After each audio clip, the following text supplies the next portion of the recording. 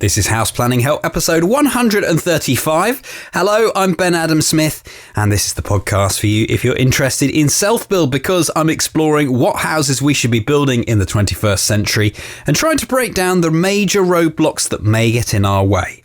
My personal goal is still to create an energy-efficient home. I'd wanted to do this before I turn 40 this August. And today, my guest is Tom Gresford from Gresford Architects. He's going to share some of what he's learnt from buying at auction. And I thought, before we start this interview, let's set the scene, because I had gone to Chieveley Passivhaus. This is on the shortlist for the UK Passivhaus Awards. I've been doing some filming there, had some good fun with the drone, got some great drone shots. But I also ended up recording the interview for one reason or another in Tom's Tesla. Now, I must admit, I'm not someone who gets easily impressed. I think the last time I thought, wow, I'd really like one of these was when the very first iPhone came out, and I could just see so much potential in it and that everything was going to go this way, that really I just thought it was a device that's useful. And I suppose I got a similar feeling when Tom started talking about his electric car, because I've always wondered, really, is it not just using fossil fuels from another area? You're not really doing anything that impressive. And Tom told me it was a bit like Top Gear, took me around the car and showed me the engine. Oh, actually, it's just a tiny motor underneath. So instead of having space in just the back, you got space in the back and the front to put all your bags or whatever else you might have. And then, because you charge it up, theoretically, if you have renewable energy, then you're charging with renewable energy too. So I know that I, at the house here, have ecotricity. So theoretically, that would all be positive too. It's quiet as you drive around, no roaring engines, not so much pollution in the towns. I'm sure there's some downsides. We didn't touch on those because I was having a, wow, this is amazing. Inside, it's got all the computer kit as well, like you might expect on a modern day iPad or anything like that. But the whole car is controlled by this big computer. You're linked into the internet the whole time. So just thought, quite exciting that. I know I'm in need of a new car at some point, and I probably will go electric. I must read all the downsides if there are any as well. But thank you, Tom, for the tour there. So that's set the scene. That's where we're recording today's interview. And Tom has bought at auction a few times. He's also missed out a few times, as you're going to hear in this interview. And I thought this was a perfect opportunity to hear some of those stories, because this particular property that we're also going to hear about, the Chieveley Passivhaus, the land was bought at auction. So let's get underway. I started by asking Tom to tell me a little bit about his background. I'm an architect. I qualified in 2002 and set up my own practice in 2006. The practice specialises in high-end residential projects, mostly in London. But over the past 5-6 years, my focus and interest has increasingly been in low energy and sustainable design, which is how I have come to be building Passivhaus. Today, quite an interesting one. We haven't covered auctions before, and you've been telling me about one of the shortlists actually on the UK Passivhaus Awards, this property that you bought at auction. So I'm seizing on this, not only to find out all about your auction experience, but also go into the building too. Was this the first time you bought at auction, or as an architect, do you do this every other week? I certainly don't do it every other week. This was the third or fourth property I bought at auction. And auction is a very interesting way of purchasing land and development sites. I mean, it's not ideal because you don't go in there knowing that you can come out with a property, and sometimes you pay more. But it is very good for finding unusual properties and being able to get quirky, strange little bits of land. Would you do this alongside looking in a general Rightmove, something like that? Or, as you say, you're looking for the quirky things? I think looking on Rightmove isn't the best way of getting, if you're looking as a developer, it's not the best way of getting land. And certainly it's not how the quirky sites like this. So this site was owned by Thames Water. It was a water tower. It was one of 6 assets that they were selling at the auction. It was a Savills auction. We did a planning study of each of the 6 sites, and we identified this as being the most appropriate for development. And when you did that, you were looking for your site. So tell me what you do, how you research it, because when you say, I want this at an auction, that's it, isn't it? It's binding. Well, it is binding. You've got to put down 10% there and then. You can always walk away, in which case you lose your 10%, which isn't a very sensible thing to do. As an aside, I have worked with, in the past, a developer who serially just goes and buys sites which he's never even seen, and then goes and sees them once he's bought them, and then walks away. And if he loses 20 or 40 grand, then that's his view of life. So I think some people do have a slightly eccentric view of that. It's like buying any plot, which you need to do a planning study of before you commit to. The only thing is that there's a much smaller chance that you're going to get this plot. So you have to commit some resources. And that's a part of the view you have to take of the planning process, of the purchase process. So we employ a planning consultant. And when I find a site, I send him the details of the site. I have a look at it. Obviously, I have a good feeling as to whether sites are suitable or not. But I will then get my planning consultant to have a look at it, and he'll do 5 or 6 hours worth of work on all the local policies and appropriate policies and the site, and and do a desktop study. And so you spend 500 or 600 quid on every site. Let's start at the beginning. So you get hold of the catalogue. That's the first stage. And then what are you looking for when you've got the catalogue? Anything quirky or unusual that other people might not be able to do something with that you think you can do. Because the market is so overcrowded that anything which is straightforward, any sort of, to be honest, we have bought little flats in the past and redeveloped them, but they aren't such a surefire way of being able to make a good development. So what we like to look at, because we don't have a lot of money, and obviously at the other end, if you've got lots of money to throw at things, there are lots of things you can look at. But if you're in a kind of, if you have some skills but not a bottomless pit of cash, then it's obviously quite difficult to. Well, the best way to utilize those skills is to find sites that other people might be put off by, and it doesn't always work. I mean, we bought one in Staines which seemed to be ideal.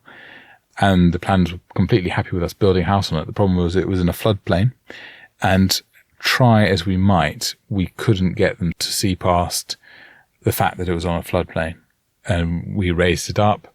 We did everything that we could be asked to, and we went to appeal, ended up going to appeal. And so we then had to we sold the site. After we'd been to appeal and spent 2 years trying to get planning permission. So it's not always, there's no guarantee. If you buy something without planning permission, you're buying it without planning permission. It doesn't necessarily work. But it is a good way of finding quirky plots.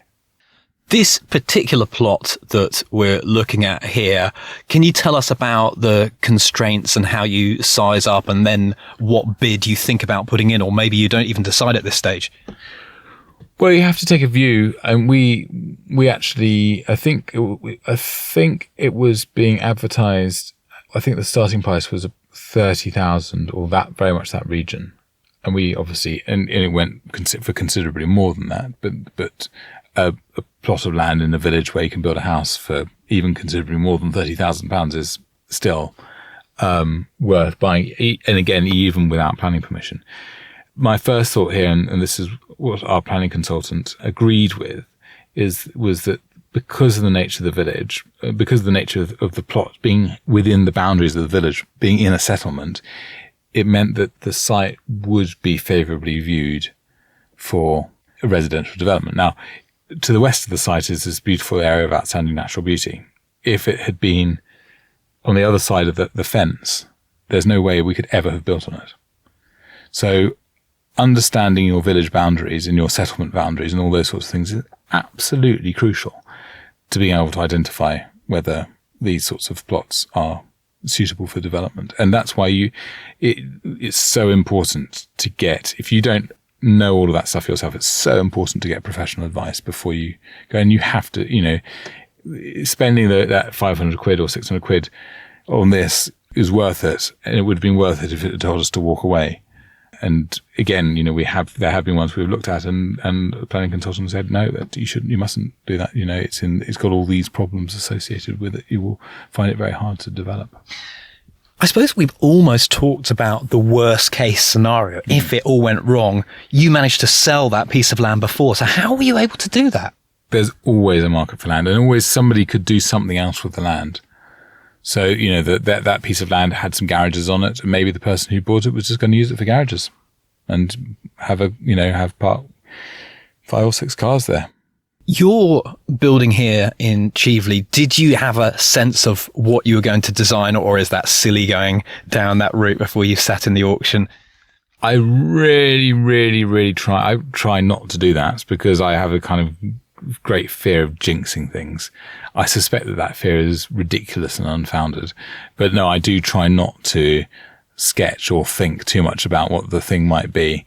Sometimes I can't help myself, and I'll be sitting at my desk in the evening and, just looking at the auction and just starting to sketch. But I tend to really hold myself back. In terms of the money that you put in, you're obviously doing calculations in terms of this is a development opportunity. So do you go in with a set price of what you want to put in for the land? Yes, you should always have a limit. Always decide what you're going to pay.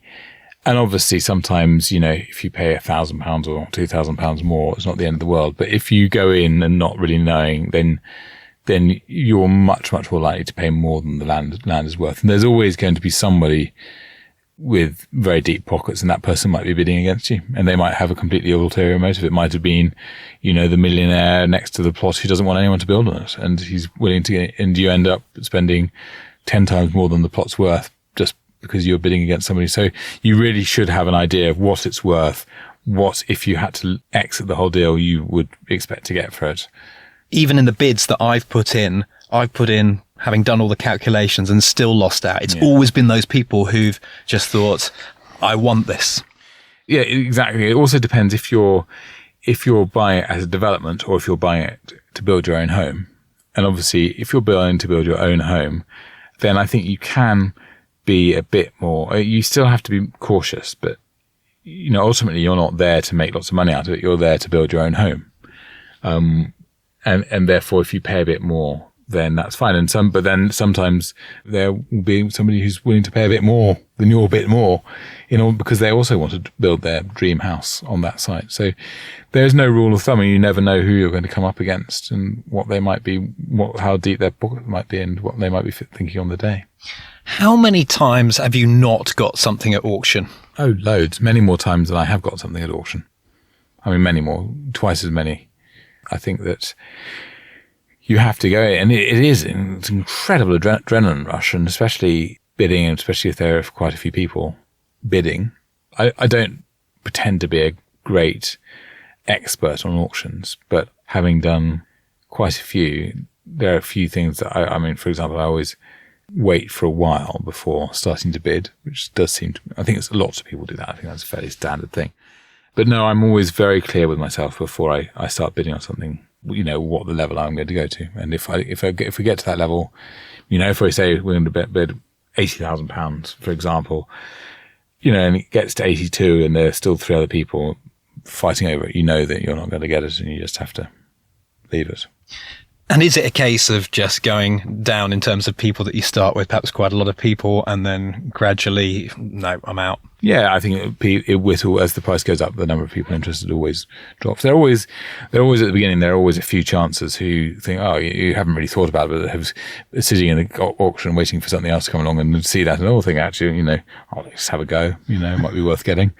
A bit of entertainment for the afternoon. Yeah. What about the number of different auction companies? Are there specialists for self-build land, or specialists that you think have good opportunities for self-builders? I don't know that there are any specialists for self-build land, but I wouldn't know whether there wouldn't be. I think any auction that has unusual and different sites on it is going to be suitable for a self-builder. And certainly when you go to these auctions, the majority of people are professional investors who are buying them as investments, but you can always tell the self-build people they're quite obvious. Oh dear. So we mark ourselves out. It's probably because we're all looking around and thinking, this is interesting. You guys have done it a million times. All right, then. The times that I've looked at the auction book, I've found that there's nothing in my area, or just 1 or 2 things. It always seems to be somewhere else. Is that because I'm looking in the wrong auction house, or is it just some areas, London, for example, there are bound to be many more things coming up than home counties? I don't think there's any rule of thumb. You have to keep on scouring. There will always be things around where you want to find, but you might go to 10, 15 auctions before you actually get to that piece of land or that site. Again, some people are willing to buy in places that they've never visited, hundreds of miles away from where they live, just as an investment, and assuming that if it's for sale, then it must be worth something. So no, there aren't any rules of thumb for finding the plot near you. It's just hard graft scouring those auction catalogues. Is there a reason that you always go down this route? I don't always go down this route, but it does seem to be the best way of getting these small, unusual sites and properties. What about if there is property already on it? Your plot here had a water tower. Does it make a difference if it's, say, a property on there and you're wanting still to do a self-build? Does that complicate things? I think it tends to make it easier, especially if the property is ugly or dilapidated and horrible. If you buy something with garages or a water tower or a barn or something, but again, you have to be so careful about the use class of the structure that's on the site and what you want to build, and, agricultural buildings, and whether they're suitable for transformation to residential. I mean, those sorts of things you just have to really do your homework on. And if you're not sure, get somebody professional to tell you. Any other tricks that we should know about going to auction, or things that we need to think about? Be prepared to go on a bit of an emotional roller coaster, because obviously one of the things is especially if you're finding that site for you to build your home on, you are always going to get emotionally attached to the idea of moving somewhere, because that's the nature of the business and the nature of, well, not so much the business, that's the nature of the situation. You wouldn't choose to buy somewhere if you didn't want to live there, but then the very fact that you want to live there will mean that you will get emotionally attached to the idea. So I think trying to remain aloof and detached from the process is a very good way of helping you bid in a sensible manner, and also helping you deal emotionally with potentially not getting the site, which you're statistically unlikely to. You got this site here. What did you want to do with it? Build a house on it. I mean, that was always the aim of the site, and we had been looking for Thames water sites that were suitable for building houses on it. So that was absolutely what we wanted to do, and I knew, I felt very comfortable with our chances of getting a house on it. How did you go about informing the design? Because you didn't really have a client. This is interesting. I'm not sure we've ever done an interview where your goal at the end of this is to house someone who you don't know. Yes. Well, that's the inherent problem of being a developer or working for developers, full stop, is that you don't have a client. So you have to imagine a scenario around which to design. So we know that 4-bedroom houses are popular. We know that the master bedroom normally now has an ensuite, and there's a family bathroom and a downstairs toilet. We know from working in the market what people like to have.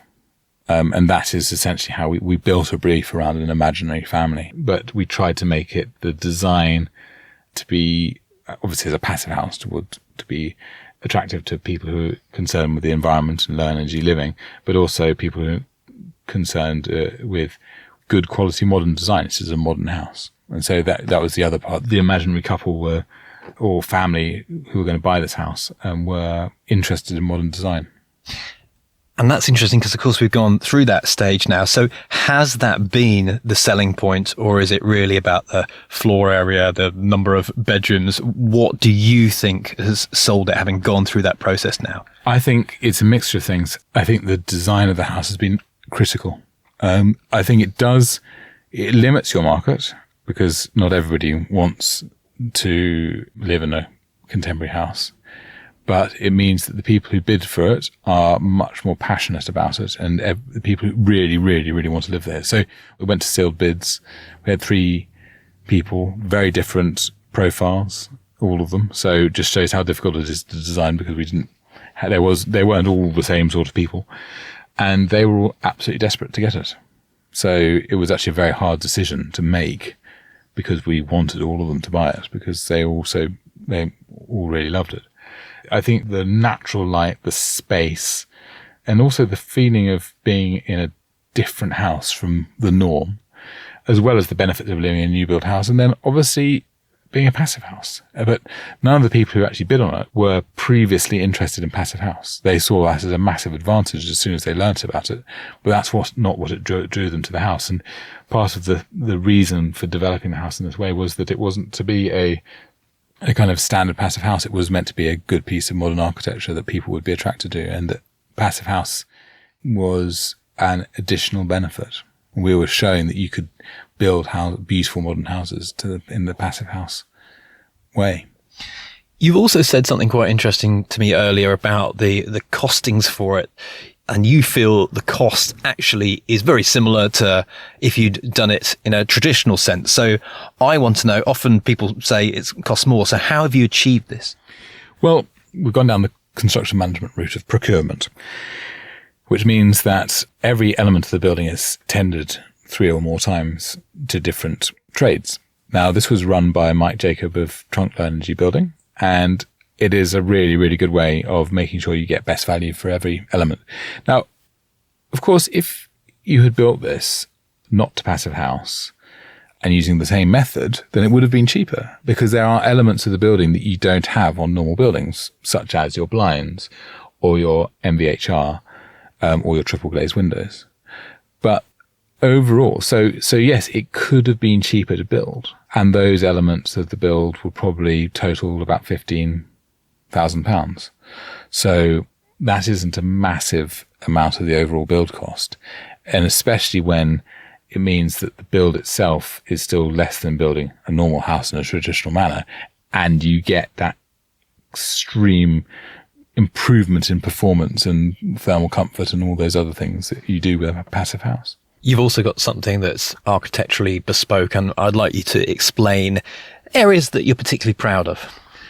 The overall concept of the house was this black timber-clad barn-like agricultural structure that related to the local vernacular. The building is orientated to the west, which, as we know, is poor for passive house, to take advantage of the amazing views to the west of the building. When you come into the house, you come in, and on your left-hand side as you come in, there's a lovely open plan living space, and then there's a central core which features the stair, which has this beautiful 8-meter high double space. And then there's a service core next to that, and then a kitchen, dining room, and another little living area on the other side. My favourite part of the house is the central stairwell. I think as you come into the house and you come through this little tight, carved into the front elevation is this little entrance porch. That means that when you step into the house, you're already over a meter into the plan. So you step right into the middle of the house when you come in from the outdoors into the inside. And you come into this 8-meter high space. So you come from this very constricted space into this beautiful 8-meter high space with stairs that lead you up to the first floor. And that procession up to the first floor with a picture window at the top of the stairs, which looks out over these absolutely stunning windows, and then turning around and looking back onto the lovely double height space is really, really special. I think, as you mentioned, you're facing west and that it's tricky for passive house. Maybe you could explain how you've resolved that. Good solar shading and increased levels of thermal performance. So the solar shading is predominantly on the west, but then also on the south and east, because the southerly windows aren't as big as they would be because of other contextual issues. So all the windows on the west side have externally mounted remote blinds that keep out 95% of the solar gain. And that means that the sun in the afternoon and the evening does not cause overheating in the house. Conversely, in the winter, those large areas of westerly glazing means the house might not perform as well in terms of retaining heat. So we have increased the levels of insulation around the house as well in order to make that. The shading you've obviously got to bring down manually. So did you ever play that off against trying to design it in? Was there a reason you went down that route? Yeah, I like the idea of this kind of very simple functional design. And I find that brise soleil and other external shading methods can look very, very fussy. And they don't necessarily perform as well as you'd like, this is a really, really foolproof method of keeping the sun out and the heat out, and one which you have a lot more control over. I think there are fantastic ways of using verandas and balconies, which are carefully integrated in the design of the house to keep sun out, but you have to balance that a lot with the solar gain issues in the winter, when you obviously want to be getting a lot more solar gain. So this means that the house here can take advantage of winter solar gain, but without having the problems of overheating in the summer. And finally, is there anything else that you'd like to tell us about the house? Well, I think we set out with this project to show that a passive house can be a really good piece of modern architecture, which doesn't sing and shout and scream from the rooftops about its ecological credentials. It's just a really good house, really good, well-designed, beautiful, comfortable to live in house. But it's not, there's no sort of hair shirt approach to sustainable living here. It demonstrates that you can live a really comfortable life with having absolutely minimal impact on the environment and the dwindling resources that we have to face up to. Tom, thank you very much. Thank you. Head online to take a look at the show notes that accompany this session at houseplanninghelp.com/135. You can review the key points. There are some photos of the Chieveley Passivhaus. And if you've got a comment or you'd like to ask a question, then you can do that at the bottom of the show notes.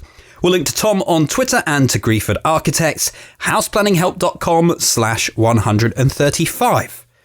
Let's finish today on a hub update. And this is the resource that I created because I feel, with my background in video production and audio production, that there's a lot more that I could bring to self-build. I, as a self-builder, am struggling with lots of things. And so I think it would be a great way to learn, but also no one's really doing this, the networking side of getting together with other self-builders. So we've got two sides of it, really. The video case studies. At the moment, we're at Long Barrow, which is an insulated concrete formwork project, semi-earth sheltered. And that is Alex Baines, who's running that project. We're up to the ICF walls. We've been in the basement. We've come out of the basement, and very soon we'll be going to the roof. But that's the latest video, going into the pros and cons of ICF. We've also got our membership forum, private group on Facebook, where we can all interact. And we're coming up to our first of what we're hoping it will be quarterly progress calls, where we can get together and just discuss how our projects are going. Perhaps there are areas that we're struggling on. We might bring in the odd guest from time to time as well. So all of that, houseplanninghelp.com/join. There's also a sneaky video walkthrough. So if you're not sure what the Hub membership's all about and what you're going to see once you become a member, then that will take you through step by step. houseplanninghelp.com/join. That takes us to the end once again. Thank you so much for listening. The House Planning Help podcast is produced by Regen Media, content that matters.